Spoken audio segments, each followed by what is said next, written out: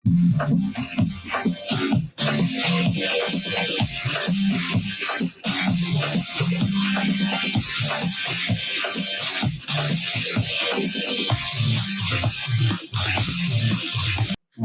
Cricket ரசிகர்களே, welcome back to Tamil cricket trolls with you well present. Let's welcome Rahman de Villiers and Praveen speaks on board.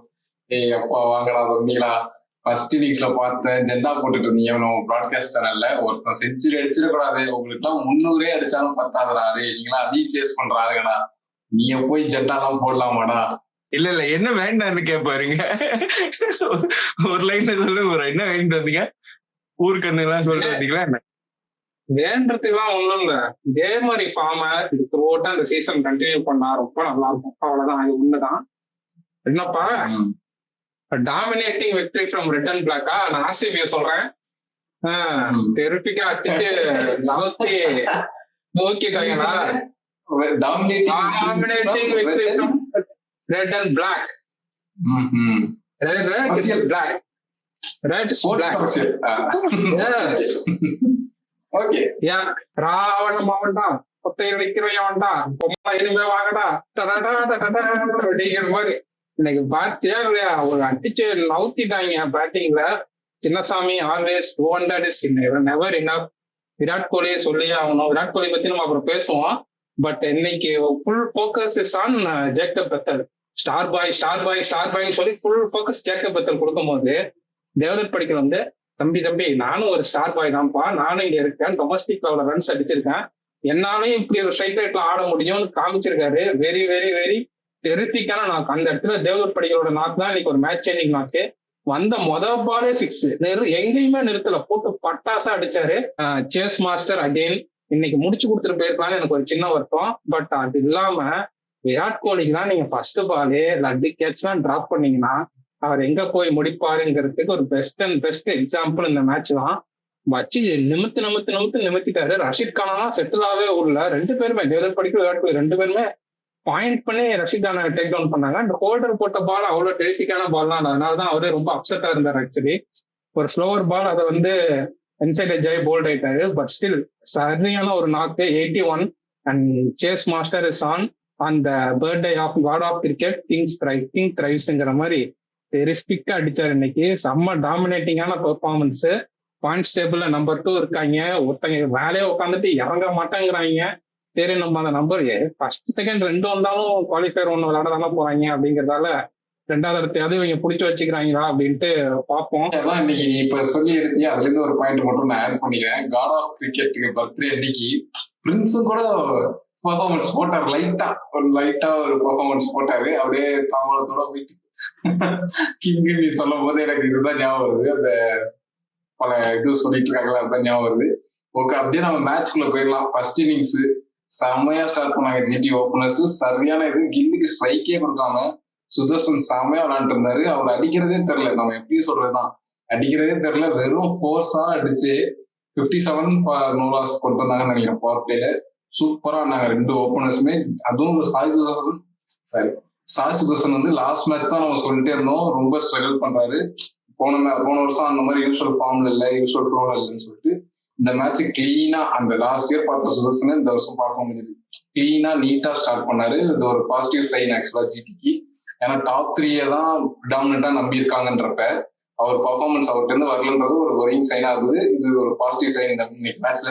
மற்றபடி எதுவுமே இல்லை. Washington Sundar, என்னப்பா நீங்க இந்த மாதிரி ஒரு கேட்ச் எல்லாம் விடலாமா? அங்கேயே அந்த கேட்ச போட்டிருந்தா மேட்ச் எப்படி வேணா போயிடலாம். நான் வந்து ஆர்சிபி தோத்துருவாங்கன்னு தான் சொல்ல, செம பெரிய பேட்டிங் லைன் வச்சிருக்காங்க. பட் ஒரு ஸ்ட்ரகிள் இருந்திருக்கும், டெஃபினட்டா ஒரு ஸ்ட்ரகிள் இருந்திருக்கும். இவ்வளவு ஈஸியா ஜெயிச்சிருக்க மாட்டாங்கன்றது. பேட்டிங் பத்தி பேசுறப்ப சாய் சுதர்ஷனை அந்த ஃபர்ஸ்ட் 3 ஓவர் ஸ்ட்ரகிள் ஆனதை எடுத்திருக்கணும். அப்படி சாய் சுதர்ஷன் அந்த டைம்ல எடுக்க முடியலன்னா அவர் எப்படி ஆடுவாரு அப்படின்ட்டு நம்ம போன சீசன்லயும் பார்த்தோம், இந்த சீசன்லயும் பார்த்தோம். அவர் ஒரு டெரிட்டிக்கான நான் கார்னர் அந்த சைட்ல அடிக்கிற மாதிரியும் தெரியல. அப்படின்னா ஸ்ட்ரைக் ரேட் அப்படியே ஏறிக்கிட்டே போகுது, ரன் அப்படியே ஏறிக்கிட்டே போகுது. சும்மா இது வந்து ஒரு பவர் ஹிட்டருங்கிற இந்த கேமை தாண்டி ஷார்ட்ஸாலையும் ரன் ஸ்கோர் பண்ண முடியும்ட்டு 2 பேருமே காமிச்சாங்க. சாய் சுதர்ஷன் அண்ட் விராட் கோலி 2 பேருமே காமிச்சாங்க. அதனாலதான் அந்த மாதிரி பேட்ஸ்மேன்ஸ் வந்து இன்னமுமே இந்த ஃபார்மேட்ல ஒரு அந்த மாதிரி பேட்ஸ்மேன் இந்த ஃபார்மேட்ல ரொம்ப ரொம்ப தேவைன்னு அடிக்கடி சொல்றது இதனாலதான். சிச்சுவேஷன் ஏற்ற மாதிரி அடாப்ட் பண்ணிக்கிட்டு அந்த கிளீனா தூக்கி தூக்கி அடிக்காம கிளீனா ஃபோர்ஸ் பவுண்டரிஸ் கிளியர் பண்ணியே ஸ்கோர் பண்றதால terrific innings by Sai Sudharsan. Gill second period தான் ஆடினாரு அண்ட் பட்லர் வந்து கொஞ்சம் கிளிம்ஸ் காமிச்சாரு. எனக்கு அதுக்கப்புறம் ஜிடி பேட்டிங்ல தான் எனக்கு என்ன டவுட்னா, ஹோல்டர் மாதிரி ஒரு ஆள் வச்சிருக்கீங்க, என்ன அவர் எங்க போட்டாலும் ஒரு சரியான ஹைட்டா அந்த ரீச்சை யூஸ் பண்ணி வச்சு வெளுத்துருவாரு எங்க போட்டாலும். அப்படி ஒரு பேட்ஸ்மேனு. அந்த அதர் எண்டு ஷாருக் கான் மாதிரி அவரோட ரோல் என்ன, ஷாருக் கானோட ரோல் இந்த ஜிடில என்ன, அவர் வந்து ஒரு பினிஷர் இல்ல, இதுவரையும் அவர் பண்ணதில்லை. பட் அவரோட ரோல் என்ன இந்த ஜிடில, அவர் பினிஷரா தான் ஆடுறாரு, அவர் பவுலிங்கும் போட மாட்டாருங்கும் போது ஒரு பினிஷர் தான் ஒரு ரோல். அவருக்கு முன்னாடி வாஷிங்டன் சுந்தர் மாதிரி ஒரு பிளேயரை இறக்கி அந்த ரன் ரேட் சூப்பரா போயிட்டு இருந்துச்சு. அந்த அந்த ஸ்டேஜ்ல தான் ஜிடி நல்லா ரன் ரேட்ல போயிட்டு இருந்தாங்க. அன்பார்ச்சுனேட்லி விக்கெட்ஸ் லூஸ் பண்ணிட்டாங்க. பட் அந்த டைம்ல வாஷிங்டன் சுந்தரை கொண்டு வந்ததுலாம் ஒரு அப்சல்யூட் பிளண்டர் மூவ். நம்ம ஹோல்டர் வந்து எப்படி அடிச்சாருன்னு பார்த்தோம், வச்சு நிமித்தினாரு. ஸோ அந்த இடத்துல வாஷிங்டன் சுந்தரை யூஸ் பண்றதுலாம் ஒரு எனக்கு தெரியல, அது ஒரு டெரிபிள் மிஸ்டேக். ஹோல்டர் இத்தனை நாள் ஒழிச்சு வச்சிருந்தாங்க கிளென் பிலிப்ஸோட ஃபீல்டிங்காக, எப்பயாவது அடிப்பார்னு எக்ஸ்பெக்ட் பண்ணிட்டு இன்னைக்கு ரைட்டான ஒரு கால் எடுத்தாங்க, ஹோல்டர் வந்து உள்ள கொண்டு வந்தாங்க. அவரால் என்ன பண்ண முடியும்னு அவர் காமிச்சாரு.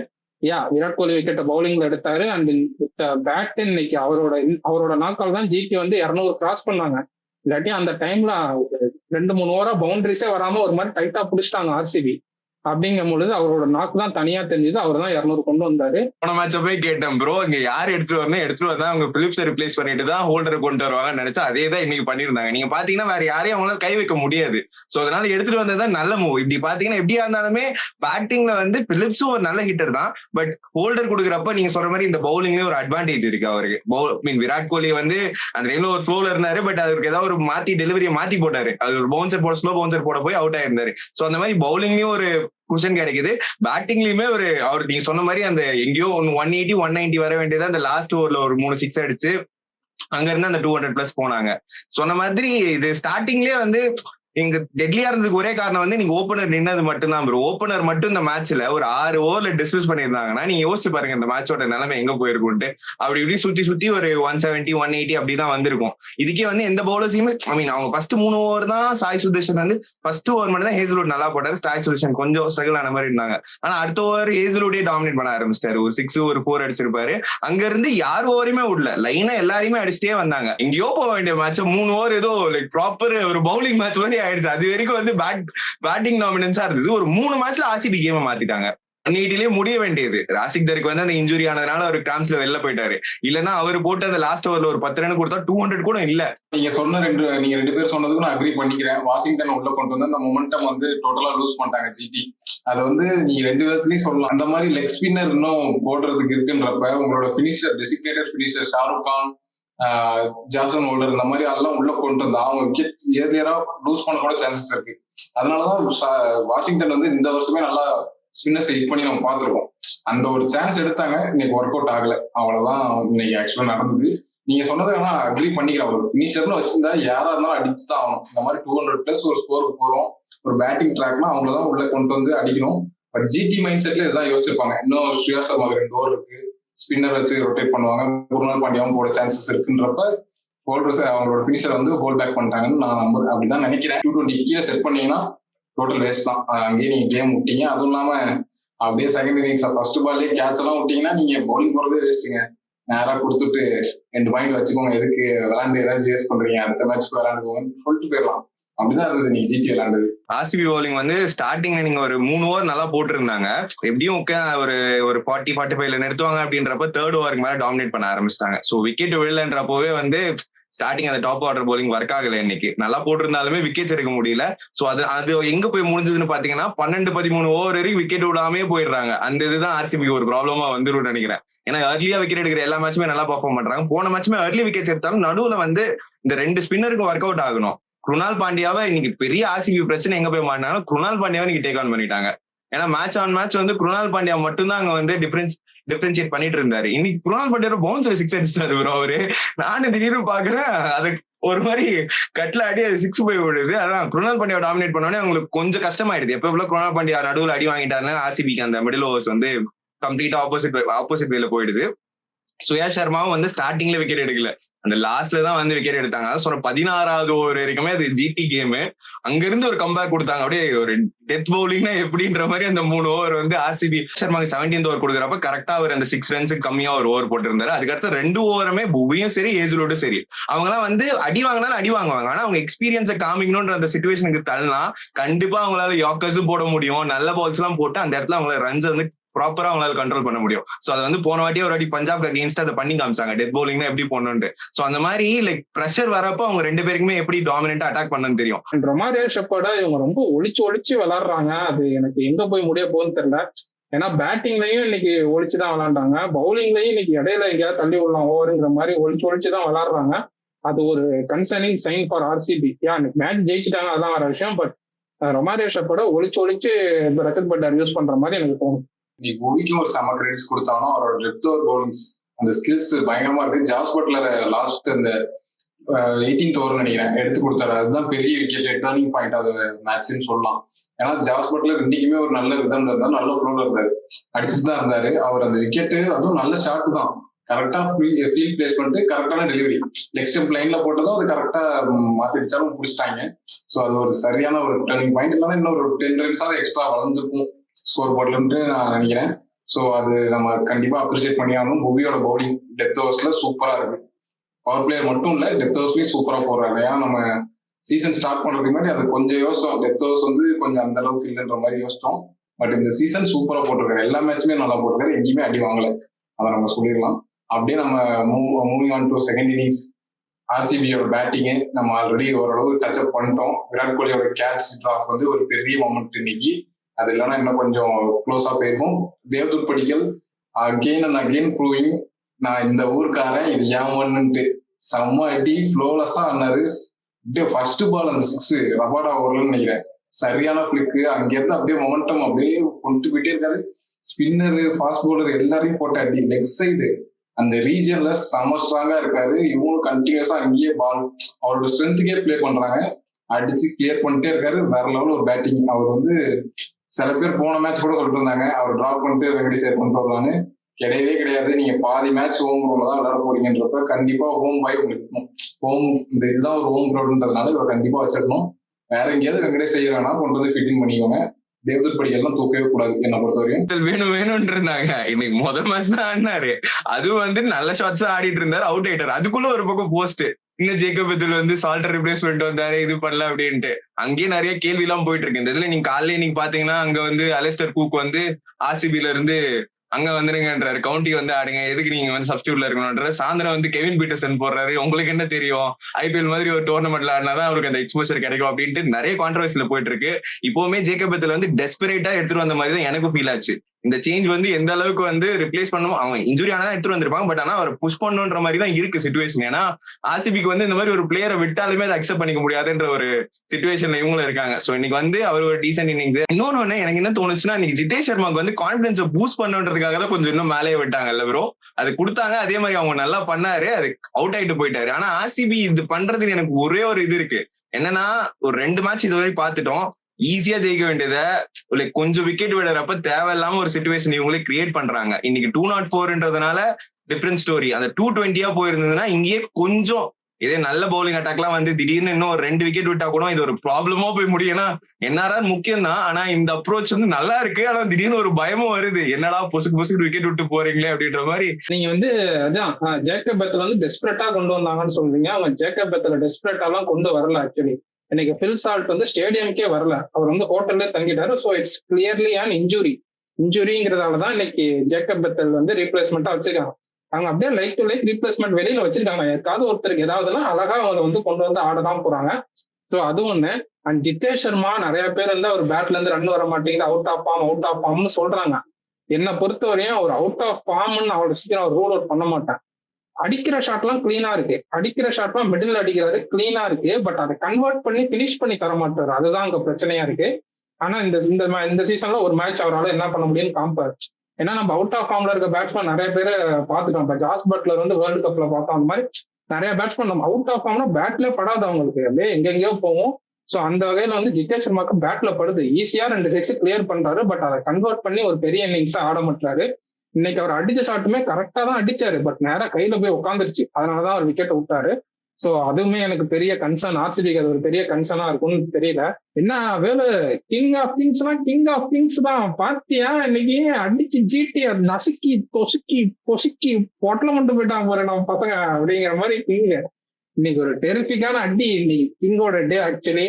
இன்னைக்கு அப்பா இன்னைக்கு அதான் ஏர்லியான கேட்ச விட்டாலுமே அவர் அந்த ரெஸ்பான்சிபிலிட்டி எடுத்து பில் சால்ட்டே மறக்கடிக்கிற மாதிரி இன்னைக்கு விராட் கோலி ஆனார். ஆக்சுவலி பில் சால்ட் அந்த இடத்துல என்ன ரோல் பண்ணுவாரோ அதை விராட் கோலி வந்து டேக் ஆன் பண்ணி பயங்கரமா பில் சால்ட்டோட இம்பாக்டே தெரியாத மாதிரி ஆடி கொடுத்துட்டு போயிட்டாரு. கிங் ஆஃப் கிங்ஸ் இன்னைக்கு 4ல மட்டும் 800 4 இன்னைக்கு ஒரு புது ரெக்கார்டு.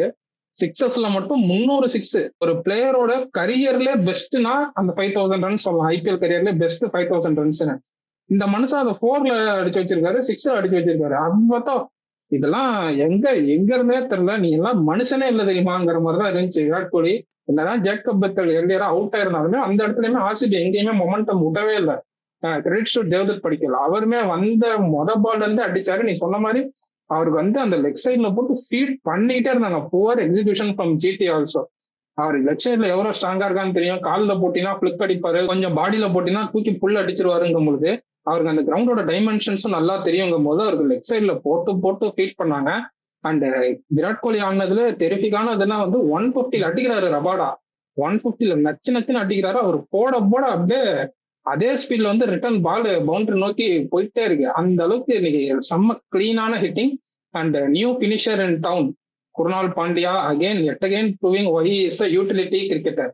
இன்னைக்கு வந்து பவுலிங்ல அவர் வச்சு பேத்துன்னு பேத்துட்டாலும் பேட்டிங்ல அவர் இன்னைக்கு கான்ட்ரிபியூட் பண்ணி ஜெயிச்சு கொடுத்திருக்காரு. நம்ம நிறைய மேட்ச் பார்த்துருக்கோம், ரெண்டுத்துலயும் கான்ட்ரிபியூட் பண்ணோம்னா ஸ்பெசிஃபிக்கா ஒரு 2-3 கேட்ச் எடுத்து கான்ட்ரிபியூட் பண்ணுவாரு.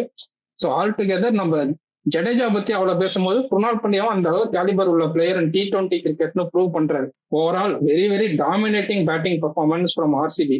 அவங்க விக்கெட் லூஸ் பண்ணதுமே ரன் ரேட் ஏத்தலாம், வந்து அடிச்ச ரன் ரேட் ஏத்தலாங்கிற ஒரு மைண்ட் செட்ல தான் வந்தாங்க.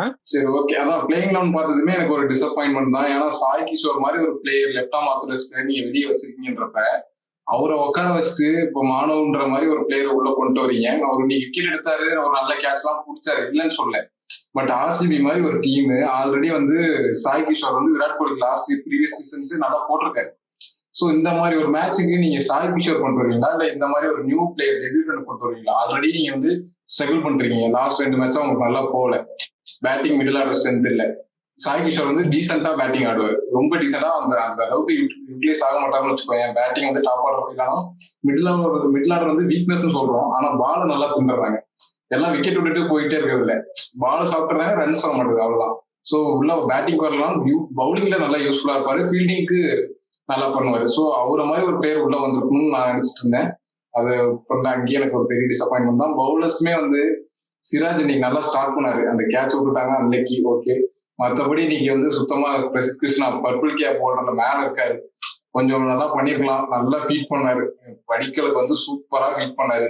நல்லா லெக் சைட்லயே 3 டெலிவரி, ஒரு ஓவருக்கே 6 பால் தான், 4 பால் லெக் சைட்லயே, ஒரு ஓபி பால் சூப்பரா போட்டு கொடுத்தாரு படிக்கலுக்கு. படிக்கலும் நல்லா யூட்டிலைஸ் பண்ணிட்டாரு.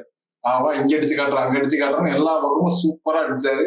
சோ இன்னைக்கு ஜிடி பவுலிங் செம புவரான எக்ஸிகியூஷன். ரஷீத் கானுமே நல்லா தூக்கி ஷார்ட் பாலா போட்டாரு. விராட் கோலி வச்சாரு, ஒரு அரை போய் 6ல விழுந்துச்சு, அப்படியே சாரி கேட்டாரு. அடுத்தது ஓவர் பிச்சுட்டு நேரம் தூக்கி டேர்ன் ஆகிறதுக்கு கூட கொஞ்சம் லென்த் கீழே இறக்கி போட மாட்டாரு, வேற ஓபி பால் டேர்ன் ஆகிறதுக்கு முன்னாடியே தூக்கி அடிக்கிறாங்க. அந்த மாதிரி ரஷீத் கானுமே கொஞ்சம் எக்கனாமிக்கலாவது போட்டுட்டு இருந்தாரு இத்தனை மேட்ச். இன்னைக்கு அதுவும் இல்ல, அடி என்ன அடிச்சிட்டாங்க. இன்னைக்கு வந்து ரஷீத் கான் எடுத்தாருல 2 விக்கெட், அது வந்து அவரு டாமினேட் பண்ணி எடுத்த மாதிரிலாம் நான் சொல்ல மாட்டேன். நீங்க என்னதான் தேவ்தத் படிக்கிற ரிசீவ் பண்ணி எடுத்திருந்தாலுமே தேவ்தத் படிக்கிறதான் த்ரோ பண்ணிட்டு போனாரு. இறங்கி வந்து இதுக்கப்புறம் அவங்க ஒன்றும் லூஸ் பண்றதுக்கு இல்லைன்னு சொல்லிட்டு சுத்தினாரு, அவுட். அடுத்த விக்கெட்டும் அதே கதி தான். ஸோ ரஷீத் கான் அவரோட அந்த எக்ஸ்பெக்டேஷன், அவரோட அந்த எல்லாரும் எக்ஸ்பெக்ட் பண்ணுவாங்கல்ல, அந்த அளவுக்கு அவர் விளையாடுறதுல ஜிடி பவுலிங் கன்சர்ன் தான். ப்ரோ அவர் விக்கெட் மட்டும் த்ரோ பண்ணிட்டு போல, நீங்க ஆர்சிபி விக்கெட் விட்டது எல்லாமே அவங்களே தான் த்ரோ பண்ணிட்டு போனாங்க அந்த ரன் ரேட்டை புஷ் பண்ணுறதுக்காக. நீங்க சொன்ன மாதிரி தேவ்தத் படிக்கலும் பிரசித் கிருஷ்ணாவும் 2 பேருமே லோக்கல் பிளேயர். அவர் பால் அவர் நல்லா ஆடி இருக்காரு. சோ அதனால அவருமே அதுக்கேற்ற மாதிரி அட்ஜஸ்ட் பண்ணிக்கிட்டாரு. இவங்க லெக் சைட்ல எல்லாம் போட்டா ரபாடா 150 போடுறாரு. ஏன் நீங்க எடுத்து ஃபர்ஸ்ட் பாலுக்கு அவருக்கு எடுத்து பேட்ஸுக்கு போடணும்? அதை எடுத்த உடனே அந்த ஃபர்ஸ்ட் பால் எப்பவுமே ஒரு பிளேயர் 6ஓ 4ஓ அடிச்சாலே அவங்க கான்பிடன்ஸ் வந்து நல்லா பூஸ்ட் ஆயிடுது. அதுவும் நீங்க தேவ்தத் படிக்கலுக்கு எல்லா மேட்ச் எடுத்து பாத்தீங்கன்னா ஏதோ ஒரு மேட்ச்ல இதே மாதிரி ஃபர்ஸ்ட் பால் 6 அடிச்சிருக்காரு. சோ அந்த மேட்ச் அவர் அடிச்சுட்டா அந்த ஸ்ட்ரைக் ரேட்டை விடவே மாட்டாரு ப்ரோ. 20 பால்ஸ்க்கு 50யா, லைக் அவரோட ஸ்ட்ரைக் ரேட் ரொம்ப மேசிவா இருக்கு. சால்ட்டுக்கு ஈக்குவலா ஆடுறாரு. நீங்க சொல்ற மாதிரி சால்ட் மாதிரி தெரியாதுன்றது வந்து விராட் கோலி வந்து ஸ்டார்டிங்ல கொஞ்சம் போச்சு. ஆனா விராட் கோலி அதுக்கப்புறம் ஸ்ட்ரைக் ரேட்ல கன்சர்ன் சொல்ல முடியாது. தேவ்தத் படிக்கல் ஆடுற ஃப்ளோவே வேற மாதிரி இருக்கு. மானவ் சுத்தாரை கொண்டு வரீங்கன்னா அட்லீஸ்ட் அவர் வந்து முன்னாடி யூஸ் பண்ணிருக்கலாம். ஏதாவது ஒரு இடத்துல அவர் முன்னாடி யூஸ் பண்ணிருக்கலாம்னு எனக்கு தோணுது. தேவ்தத் படிக்கல் இருக்காருங்கிறதுக்காக அவர் யூஸ் பண்ணாம இருக்க முடியாது. ஏன்னா விராட் கோலி நிறைய டைம் லெஃப்ட் ஆர்ம் ஸ்பின்னுக்கு வந்து ஸ்ட்ரகிள் ஆகி நம்ம பாத்துருக்கோங்கும் போது அவர் அந்த கேட்ச் பிடிச்சோன்னே ஓ தம்பி நீயும் இருக்கியா அந்த கேம்ல, வா நீ வந்து ஒரு ஓவர் போடுங்கிற மாதிரி தான் கடைசியா கொடுத்தாங்க. இல்லாட்டி அதுவுமே கொடுத்துருக்க மாட்டாங்கன்னு தோணுது. So complete dominant performance by RCB இன்னைக்கு. ஒரு வேற லெவல் அடி and comfortably sitting on second position. இதுல இருந்து அவங்க எப்படி ஆட போறாங்கன்னு பார்க்க தான் நான் ரொம்ப வெயிட் பண்றேன். ஏன்னா சின்னசாமியில இதோட மேட்ச் முடிஞ்சு அவங்களுக்கு. இதுக்கப்புறம் அவங்க ராய்ப்பூர் போறாங்க, திருப்பி வேற கண்டிஷன்ஸ் அதுக்கு அடாப்ட் பண்ணி ஆடணும். இப்படி ஒரு டீம் வச்சிருக்கப்ப ப்ரூவ் பண்ணுவாங்கன்னு தான் நினைக்கிறேன். But we can wait and see. நாளைக்கு வந்து டபுள் ஹெட்டர். ஃபர்ஸ்ட் மேட்ச் வந்து DC versus Punjab Kings, second match வந்து ஆர்ஆர் விசஸ் எஸ்ஆர்ஹெச். ஸோ வந்து இந்த 2 மேட்சுக்கு ப்ரெடிக்ஷன் வந்துருவோம். சரி ஓகே, நாளைக்கு ஃபர்ஸ்ட் மேட்சுக்கு நான் சொல்லிடுறேன். டிசி விசஸ் பஞ்சாப்ல நான் வந்து டிசி தான் பேக் பண்ண போறேன். என்னதான் பஞ்சாப் ஸ்ட்ராங்கா இருக்காங்க எல்லாம் ஓகே, பட் நாளைக்கு டிசி தான் அடிப்பாங்க எனக்கு தோணுது. ஏன்னா இதுவரையும் டிஃபீட்டே பார்க்காத பஞ்சாபுக்கு நாளைக்கு டிசி அவங்களோட பவுலிங்கை வச்சு கண்டிப்பா பஞ்சாப ஒரு மாதிரி போட்டு தள்ளிடுவாங்கன்னு நான் நினைக்கிறேன். வெயிட் பண்ணி பார்க்கலாம். 2வது மேட்ச் வந்து நான் ஆர்ஆர் ப்ரிடிக்ட் பண்றேன். ஆர்ஆர் வந்து இந்த வாட்டி எஸ்ஆர்ஹெச் போட்டு தள்ளுவாங்க, டாமினேட் பண்ணுவாங்கன்னு எதிர்பார்க்கறேன். நாளைக்கு பிரியன் பராக் கொஞ்சம் பர்ஃபார்ம் பண்ணுவாருன்னு நினைக்கிறேன். ஹிஸ்டாரிக்கலா சன்ரைசர்ஸ் கூட கொஞ்சம் பெட்டரா பண்ணியிருக்காரு. ஸோ நாளைக்கு பண்ணுவாருன்னு எக்ஸ்பெக்ட் பண்றேன். ஸோ ஆர்ஆர் அண்ட் டிசி தான் என்னோட ப்ரிடிக்ஷன். நானும் சொல்லிடுறேன். நீ இந்த வாட்டி பஞ்சாப் கிங்ஸ் போவான்னு நினைச்சிட்டு இருந்தா நீயும் டிசி சொல்லிவிட்ட. டிசி என்னோட டாப் ஒரு ப்ரெடிக்ஷன்ல ஆல்ரெடி ஒரு டீமும் போயிடுச்சுன்னு நினைக்கிறேன். மும்பை இனிமே அவங்க கம்பேக் பண்றது ரொம்ப கஷ்டம். அண்ட் டிசி இந்த ஸ்டேஜ்ல வந்து கம்பேக் பண்ணா கொஞ்சம் மனசுக்கு ஆறுதலா இருக்கும். So I am predicting DC. Second மேட்ச்ல வந்து ஆர்ஆர் வில் கிவ் ரிவெஞ்ச் எடுப்பாங்கன்னு தோணுது. எஸ்ஆர்ஹெச்சுக்கு போன வாட்டி அவ்வளோ இதுவா வந்து தோத்துட்டாங்க. அந்த பவர் பிளேலேயே வந்து அவ்வளோ விக்கெட் சுட்டு அந்த மாதிரி தோத்துட்டாங்கும் போது இந்த மேட்ச் ஆர்ஆர் வந்து ஒரு எஸ்ஆர்ஹெச் வந்து ஒரு ரிவெஞ்ச் எடுப்பாங்க அப்படின்ட்டு நான் பிலீவ் பண்றேன். So I am also going with DC and Rajasthan. Okay, நான் அப்படியே ஆப்போசிட்டா போறேன் ப்ரோ. ஃபர்ஸ்ட் மேட்ச்ல வந்து பஞ்சாப் வின் பண்ணுவாங்கன்னு அவங்கள பேக் பண்றேன். செகண்ட் மேட்ச்ல வந்து எஸ்ஆர்ஹெச் ஒரு நல்ல மூமெண்டம் போயிட்டு இருக்கு. அவங்க எதுக்கு லூஸ் பண்ண போறாங்க? ஏன்னா பவுலிங் யூனிட் வந்து இப்ப நல்லா இருக்காங்க, எல்லாம் சேர்ந்து ஒழுங்கா பண்ணிட்டு இருக்காங்க. ஸோ அந்த இதுல வந்து பேட்டிங்குமே இப்ப அபிஷேக் சர்மா நல்லா பண்றாரு. அதெல்லாம் நம்பி போறேன். இன்னொன்னு வந்து ஸ்ரேயாஸ் ஐயருக்காக மட்டுமே. தோத்தாலும் பரவாயில்ல, ஜெயிச்சாலும் பரவாயில்ல, ஸ்ரேயாஸ் ஐயருக்காக ஒரு பாயிண்ட் போனாலும் பரவாயில்ல. Okay, with that note, we come to a conclusion for today's video. So, see you in tomorrow's double header match review. Until then, bye from Rahman de Villiers, Prajan and Praveen.